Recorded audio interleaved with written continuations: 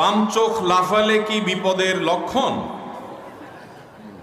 বাম চোখ লাফালে কি করা উচিত? বাম চোখ যদি লাফায় তাহলে ডাক্তারের কাছে যাওয়া উচিত।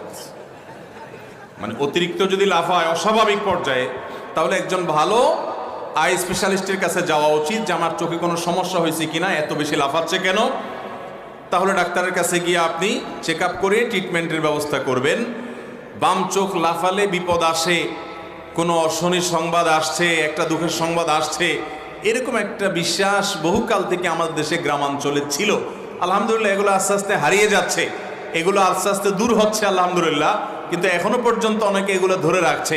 বাম চোখ লাফালে অনেকে এটার প্রতি বিশ্বাস করে না, কিন্তু বলে হুজুর বিশ্বাস করি না যে এটাতে কোনো বিপদ আসবে, আমার সেই ঈমান আছে, আমি তাওহীদে বিশ্বাসী, আমি জানি এর কোনো ক্ষমতা নাই, তারপরও মনের ভিতরে এটা কেমন কেমন করে।